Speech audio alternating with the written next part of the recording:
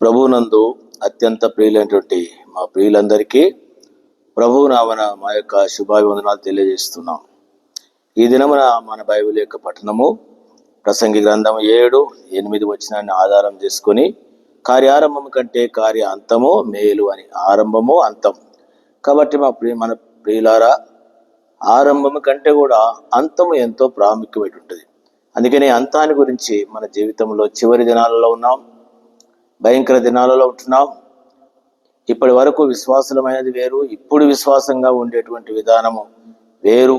స్వార్థపరమైన దినాల్లో ఉంటున్నాం కాబట్టి కార్యారంభము కంటే కార్య అంతము మేలైనటువంటి యొక్క విషయాన్ని మనం ఎరగవలసిన వారంగా ఉంటున్నాం. ఆరంభము కంటే అంతం. అందుకొరకనే ఈ వచనాన్ని మనం ఆధారం చేసుకొని గత కొన్ని దినముల నుండి బాగా తలస్తూ ఉన్నాం. ఈరోజు ఈ వాక్యానికి ఇంకొక వాక్యం కూడా మనం తలస్తూ ఉన్నాం. గలతీ పత్రిక 6వ అధ్యాయము 5-6 వచనాలలో చూస్తున్నాం మనం. సరే, ఇప్పుడు 7వ వచనం. మోసపోకుడి, దేవుడు వెక్కిరించబడు, మనుషుడు ఏమి విత్తుతాడో అదే పంటను కోయును. గమనించండి, మోసపోకుడి, దేవుడు వెక్కిరించబడడు, మనుషుడు ఏమి విత్తునో ఆ పంటనే కోస్తాడు. మనుషుడు ఏమి విత్తుతాడో అదే పంటను కోస్తాడు. మోసపోవద్దు. సరే, ఈ విషయం ఎందుకు చెప్పినాడు అని అంటే 6వ వచనంలో దానికి జవాబు ఉంది. ఇప్పుడు దాని గురించి మనకు తలంచము కానీ ఇంకొక విషయం, ఇది కూడా మనకు అవసరమైన విషయమే. వాక్యోపదేశం పొందువాడు ఉపదేశించడానికి మంచి పదార్థములలో అన్నిటిలో భాగం ఇయ్యాలంట. ఏం చేయాలో? ఉపదేశించేవాడు ఉపదేశించే వానికి, ఉపదేశం పొందేటువంటి వాడు మంచి పదార్థాలు ఇవ్వాలి అని. అది కాకుండా మోసపోకుడి, దేవుడు వెక్కిరించబడు, మనుషుడు ఏమి వెక్కిరించబడడు. దేవుడు వెక్కిరించబడు అంటే దేవుని వాక్యము చెప్తున్నటువంటి సందర్భాలలో దేవుని వాక్యాన్ని వెక్కిరించే వాళ్ళు ఉంటారు, దేవుని వాక్యాన్ని విమర్శించేటువంటి వాళ్ళు ఉంటారు. ఇట్లెందుకు అట్లెందుకు అని చెప్పేసి. కాబట్టి దేవుడు వెక్కిరించబడడు, మనుషుడు ఏమి విత్తుతాడో అదే పంటను కోస్తాడు. ఈ సందర్భాన్ని అనుసరించి దేవుని వెక్కిరించినటువంటి వారు, లేక దేవుని వాక్యము చెప్తుంటే దేవుని బిడలను, దేవుని ప్రవక్తలను, దేవుని దాసులను వెక్కిరించినటువంటి వారు, వారి గురించి కొన్ని విషయాలను నేను మీ గ్రహింపులను తీసుకుని రావాలని తలస్తూ ఉన్నాం. ప్రియులారా, జాగ్రత్తగా గమనించండి.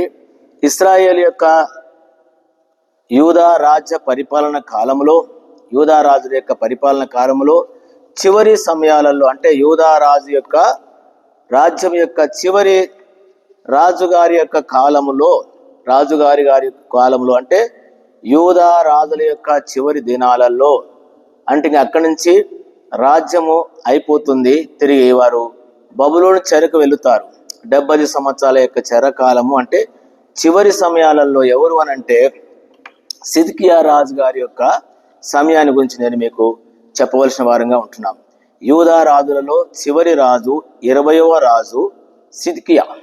ఇతని పరిపాలన కాలం గురించి నేను మీకు కొన్ని విషయాలను చెప్పాలని తలస్తున్నాను. గమనించండి. 2వ దినవృత్తాంతముల గ్రంథము 36వ అధ్యాయము 11వ వచనములో సిద్కియా ఏలన ఆరంభించినప్పుడు 25 ఏండ్ల వాడై యెరూషలేములో 11 సంవత్సరములు ఏలెను. అతడు తన దేవుడైన యెహోవా దృష్టికి చెడు నడత నడుచుతూ ఆయన నియమించిన ప్రవక్త అయిన యిర్మీయా మాట వెనుకయు తను తాను తగ్గించుకొనకయు ఉండెను. మరియు దేవుని నామమును బట్టి తన చేత ప్రమాణం చేయించిన నెబుకద్నెజర్ రాజు మీద అతడు తిరుగుబాటు చేసెను. అతడు మొండితనము వహించి ఇశ్రాయేలు దేవుడైన యెహోవా వైపు తిరగక తన మనసు కఠినపరుచుకొనెను. గమనించినారా? ఎవరి కాలం? చివరి సమయాలు ఇవి. రాజుల యొక్క, యూదా రాజుల యొక్క చివరి సమయాలలో సిద్కియా గారి కాలంలో సిద్కియా గారి యొక్క పరిపాలన ఏ విధంగా ఉందంటే దేవుని దృష్టికి చెడు నడత నడుస్తున్నటువంటి దినాలు. చెడు నడత కాకుండా దేవుని యొక్క ప్రవక్త, నియమించినటువంటి ప్రవక్త యొక్క మాట కూడా వినకుండా, తను తాను తగ్గించుకోకుండా, ఈ దినాలు అవే. దేవుని దాసులను యొక్క మాటను వినకుండా, వారికి వారు తగ్గించుకోకుండా, మొండితనము వహిస్తూ, తిరుగుబాటు చేస్తూ, కఠిన మనసు కలగజేసుకున్నటువంటి యొక్క దినాలలో ఉన్నాం. సిద్కియా గారి కాలంలో 14వ వచనం. అదియుగాక యాజకుల్లోను జనులలోను అధిపతులకు వారు అన్యజనులు పూజించు హేయమైన విగ్రహములు పెట్టుకొని బహుగా ద్రోహులై యెహోవా యెరూషలేములో పరిశుద్ధపరిచిన మందిరమును అపవిత్రపరిచిన ఈ దినాలలో దేవుని సంఘాలు దేవుని యొక్క సంఘంలో పరిచయం చేసినట్టు వారు పెద్దవారు కావచ్చు, సేవకులు కావచ్చు, బాధ్యత గలవారు కావచ్చు, దేవుని యొక్క ఆజ్ఞానుసారంగా జీవించకుండా అన్యజనుల యొక్క పద్ధతులు ఈ దినాలలో లోక రాజకీయం అంతా కూడా సంఘాలలో వచ్చి చేరింది. లోక ఆచారాలన్నీ కూడా సంఘాలకు వచ్చేసినాయి.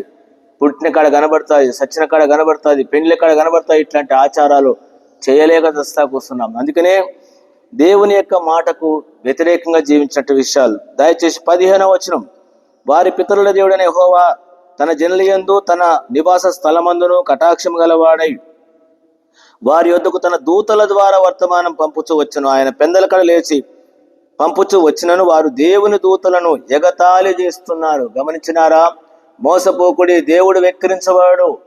మనుషుడు ఏమి విత్తుతాడో అదే పంటను కోస్తాడు. సిద్కియా కాలం నుంచి జాగ్రత్తగా మీరు గమనించండి. ఇప్పుడు ఏం చేశా? దేవుడు వారి ఎడల కరుణ కలిగినటువంటి వాడై, దేవుడు ప్రేమగల దేవుడై వారి క్షేమం కొరకు పెందలకడనే లేచి దూతలను పంపుతున్నాడు. దూతలనే కాదు, వారి కాలంలో ఇర్మియా అంటే ప్రవక్తను వారికి నియమించినటువంటి వాడుగా ఉన్నాడు. పెందలకడ లేచి వారు ఏం చేశారు? 16వ వచనంలో, వారు దేవుని దూతలను ఎగతాళి చేస్తున్నారు, ఆయన వాక్యం తునీకరిస్తున్నారు, ఆయన ప్రవక్తలను హింసిస్తూ రాగా నివారింప సఖ్యము కాకుండా యెహోవా కోపం తన జనుల మీదకి వచ్చినది. ప్రవక్తలు హింసిస్తున్నారు.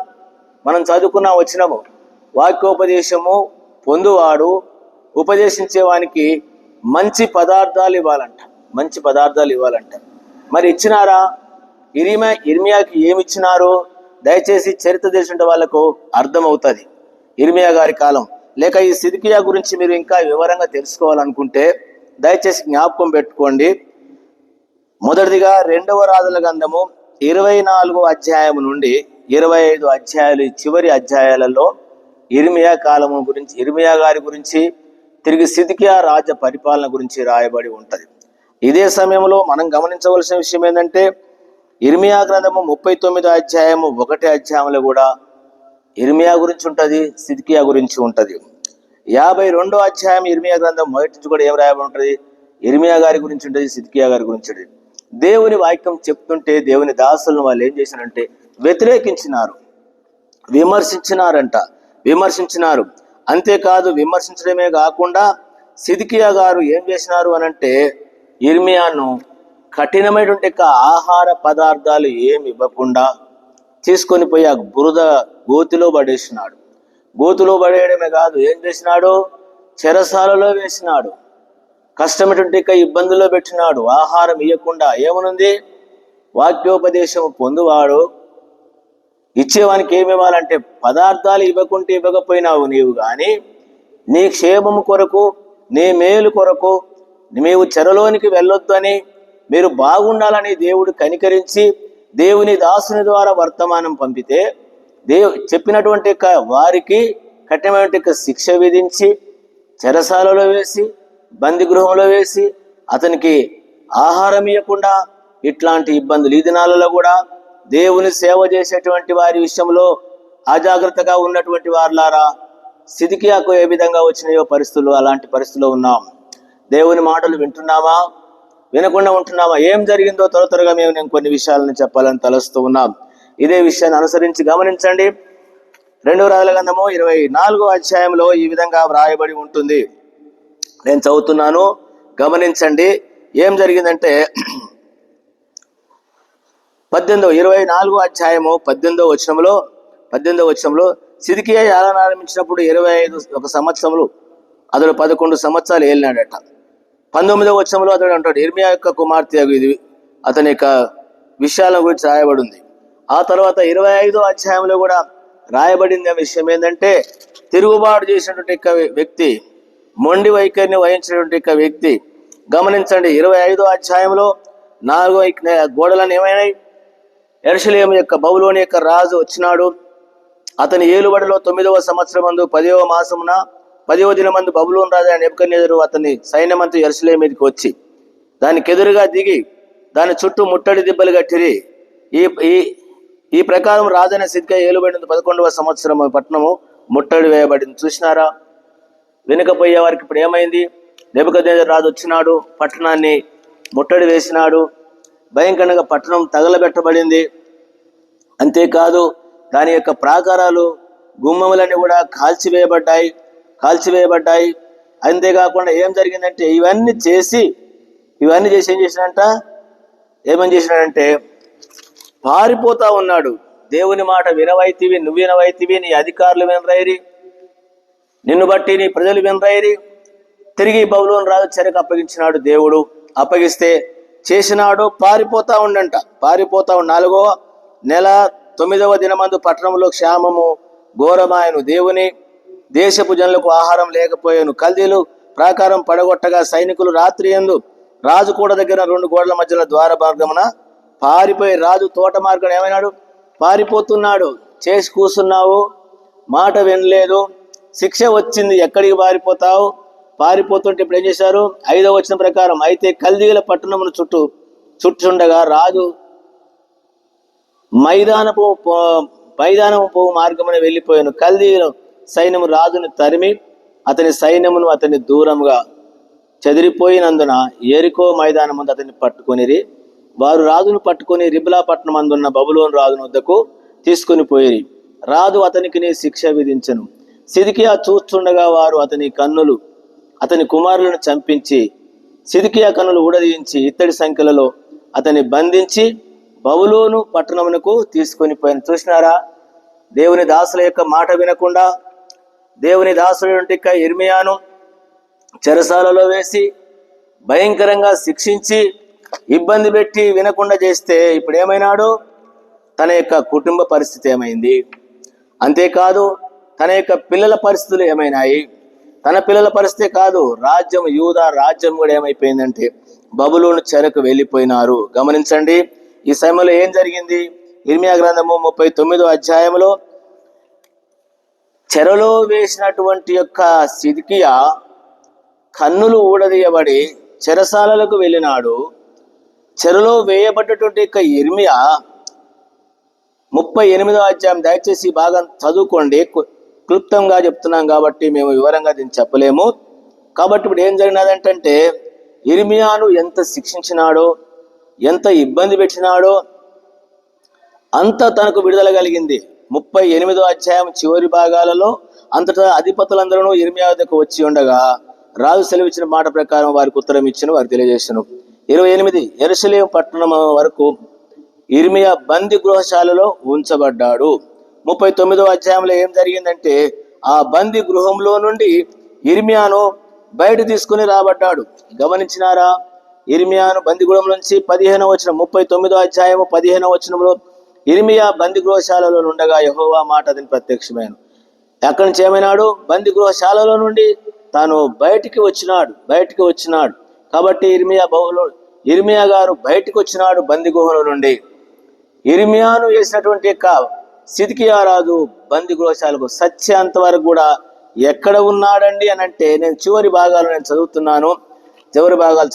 గమనించండి, 52వ అధ్యాయము యిర్మీయా గ్రంథం 52లో సిద్కియా ఏలన ఆరంభించినప్పుడు 25 ఏళ్ల వాడు. ఇతడి యొక్క విషయం 2వ వచనంలో ఏమంటాడు? యెహోయాకీం నడిచిన చెడు నడత ప్రకారం సిద్కియాయు యెహోవా దృష్టికి చెడు నడత నడిచినాడు. ఆ తర్వాత ఏమైనాడు? అతడు పట్టుకొని పోబడ్డాడు బంది గుహంలోనికి. ఈ సంవత్సరం కూడా టైం కూడా ఇచ్చినాడు. 8వ వచనం, కల్దీల దండు సిద్కియాను తరిమి ఎరికో మైదానంలో అతని కలుసుకున్న అతని దండంతో అతని యుద్ధ నుండి పారిపోయింది. చెదిరిపోయినారు. వారు రాజును పట్టుకొని హామాత్ దేశంలో రిబ్లా పట్టణమునకు బబులోను రాజును వద్దకు తీసుకొని పోగా అతడు అచ్చటనే సిద్కియా రాజునకు శిక్ష విధించినాడు. బబులోను రాజు సిద్కియా కుమారులను అతని కనుల ఎదుట చంపించెను. మరియు అతడు రిబ్లాలో యూదా అధిపతులందరినీ చంపించెను. బబులోను రాజు సిద్కియా కన్నులు ఊడదీయించి 2 సంకెళ్లను అతన్ని బంధించి బబులోనుకు తీసుకొని పోయి మరణమగు వరకు చెరసాలలో అతన్ని పెట్టినారు. గమనించండి, యిర్మీయా యొక్క మాట వినకూడదు. అందుకనే మోసపోకండి. దేవుడు వెక్కిరించబడు. మనుషుడు ఏమి విత్తుతాడో అదే పంటను కోస్తాడు. బైబిల్ ప్రకారంగా ఉపదేశించేవానికి ఉపదేశం పొందేవాడు ఏమి వాళ్ళను ఇవ్వలేదు. మోసపోయినాడు సిద్కియా రాజు. యిర్మీయా మాటలు వినకుండా తనకు ఇవ్వవలసినట్టుగా ఇవ్వకుండా బంది గృహంలో వేసినందుకు ఏం జరిగింది అంటే దేవుని మాట వినలే. దేవుని మాటలు అవండి. దేవుడు పంపినటువంటి దాసుడు వినకుండా నాకేదో మంచి చెప్పట్లేదు, నాకు మేలు చెప్పలేదు. ఈ రోజుల్లో చాలా మంది ఇట్లా అనుకుంటారు, దేవుని వాక్యం చెప్తే మా కొరకు చెప్పినాడు, మమ్మల్ని విమర్శించినాడు అట్లా అనుకుంటున్నారు. అలాంటి తత్వాన్ని నువ్వు కలిగి ఉన్నట్లయితే గుర్తుపెట్టుకో, సిద్కియాలాగా ఉండబాకు. దేవుని మాటలు విను, మేలు పొందుతావు. భక్తులు విన్నారు మేలు పొందినారు. ఇక్కడ చూస్తే కీడు అనుభవించినాడు. అందుకనే ఈ దినం యొక్క మన పాఠం ఏంటంటే, మోసపోకండి, దేవుడు వెక్కిరించబడాడు. మనుషుడు ఏమి విత్తుతాడో అదే పండు. దేవుని వెక్కిరించినారు. ఇర్మియా ప్రవక్త గారిని దేవుని మాట తీసుకుపోతే ఎక్కిరించినాడు అంటే దేవుని ఎక్కిరించినట్టే. ఆయన మాటలు తీసుకుపోయిన వ్యక్తిని నువ్వు ఎక్కిరిస్తున్నావు, నిరాకరిస్తున్నావు అంటే దేవుని చేసినట్టే. దూతల్ని ఎగతాళి చేసినారు, చేస్తే ఇప్పుడు ఏమైంది? ఎగతాళి చేసినారు, ధిక్కరించినారు. చివరికి వాళ్ళు అనుకున్నది సాధించవచ్చు, కానీ గొప్ప నష్టం ఏర్పడింది. దేవుని దాసుని మాత్రం ఏం కాలే, విడుదల పొందినాడు. ఇది చదవండి చరిత్ర ప్రకారం. కానీ వినటువంటి యొక్క ప్రజలు, రాజు శిక్ష అనిపించినారు. యూదులు 70 సంవత్సరాలు బబుల్తో చెరకు అప్పగించబడ్డారు. కాబట్టి ఈ మాటలు వింటుంటే మా ప్రియులందరికీ ఆయన దాసులుగా చెప్పే మాట ఏంటంటే, కార్య ఆరంభం కంటే కార్య అంతం మేలు. మోసపోకుడి, దేవుడు వెక్కిరించవాడు. మనుషుడు ఏమి ఇస్తాడో అదే పంటను కోస్తాడు. మంచి ఫలాన్ని కొలిసే వారిని ఉందాం. చివరి దినాలలో ఉన్న మంచి ఫలితాన్ని దేవుని దాసుల యొక్క మాట ఏదైతే, మనం కూడా అంతే. ఈ దినాలలో దైవజనుడు భక్సింగ్ గారి ద్వారా ఏ క్రమాన్ని, పరిచర్య యొక్క విధానాన్ని, దైవ సేవను ఆరంభంలో ఏ విధంగా జరిగినదో ఆ క్రమానికి, ఆయన చిత్తానికి మనం లోబడి జీవిస్తాం. స్వార్థపరమైన దినాల్లో ఉన్నాం కాబట్టి సేవకుల యొక్క మాట వినకుండా, దైవజనుడి యొక్క భక్సింగ్ గారి యొక్క పరిచర్య ప్రారంభించబడిన ప్రారంభం పరిచర్యను నిరాకరించి మనకు తోచినట్టుగా, మనకు నచ్చినట్టుగా చేసుకొని పోతున్నటువంటి పరిస్థితుల్లో ఉన్నాం. కాబట్టి ఏ విధంగా ఉన్నామో మనకు తెలుసు. వాక్యాన్ని అనుసరించి ఆరంభ దశ ఇప్పుడు ఎట్లా ఉన్నాం కరెక్ట్ అని మనం చూసుకొని దేవుని కొరకు నమ్మకంగా జీవిస్తాం. ఆరతిగా ప్రభు మనకు సహాయపడును గాక. ప్రార్థన చేస్తాం. ప్రియ తండ్రి, భాగాన్ని దీవించమని మనం చెల్లిస్తే వేసుకున్నాం చేరుకుంటున్నాం తండ్రి. ఆమేన్. మన తనే దేవుని యొక్క ప్రేమ, మన ప్రభువైన యేసుక్రీస్తు కృప, పరిశుద్ధాత్మ సహవాసం మనందరి తోడైయును గాక. Amen. Amen. Praise the lord. మా ప్రియులందరికీ ప్రైజ్ ది లార్డ్.